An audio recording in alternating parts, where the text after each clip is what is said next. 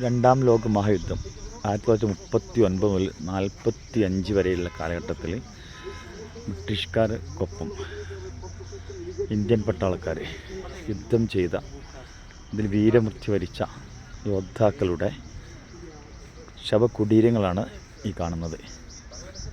Japanese ആയിരുന്നു എതിർകക്ഷികളായിട്ട് ഉണ്ടായിരുന്നത്. അതിൽ 16 വയസ്സുള്ള കൊച്ചുകുട്ടി മുതൽക്ക് പല വയസ്സുള്ള ആൾക്കാരും ഈ ഒരു യുദ്ധത്തിൽ ഭാഗവാക്കായിട്ടുണ്ട്. നമുക്കിവിടെ കാണാം. 14,000 ആൾക്കാരാണ് ഇവിടെ കൊല്ലപ്പെട്ടത്.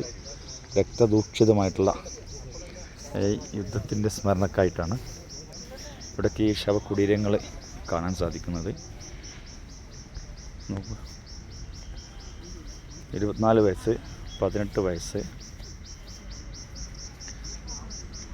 ഒത്തിരി ആൾക്കാർ. 18 വയസ്സുള്ള ദിൽദാർ അഹമ്മദ്, ഗുലാം മുഹമ്മദ് 16 വയസ്സ്, കരീമുദ്ദീൻ 27 വയസ്സ്, നാദിർ ഖാൻ 27 വയസ്സ് നമുക്ക് കാണാം, മുൻസിഫ് 20 വയസ്സ്, ദൗലത്ത് അലി 35 വയസ്സ്, റഹ്മത്ത് ഖാൻ 19 വയസ്സ്, നബു ഖാൻ 31 വയസ്സ്, അബ്ദുൽ സത്താർ 19 വയസ്സ്. ഇങ്ങനെ 14,000 ആൾക്കാരാണ് ഇവിടെ കൊല്ലപ്പെട്ടതായിട്ട് നമുക്ക് കാണാൻ കഴിയുന്നത്. ഇത് കൊഹിമ ടൗണിൻ്റെ മധ്യത്തിൽ തന്നെയാണ്.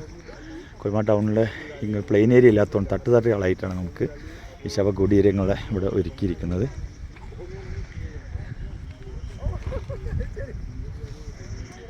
ഇവിടെ നമ്മൾ ഹോൺബിൽ ഫെസ്റ്റ് നടക്കുന്ന സ്ഥലത്തേക്ക് പോവാണ്. ഓൺ ദ വേലാണ് ഈ ഒരു വാർ മെമ്മോറിയൽ സെമിത്തേരിയിലേക്ക് സന്ദർശിക്കാൻ എത്തിയിരിക്കുന്നത്. നല്ല ക്ലൈമറ്റാണ്. ഏകദേശം ഒരു 10 ഡിഗ്രി സെൽഷ്യസാണ് ഇവിടെ ഉള്ളത്. ധാരാളം സന്ദർശകർ വന്നുകൊണ്ടിരിക്കുന്നുണ്ട്.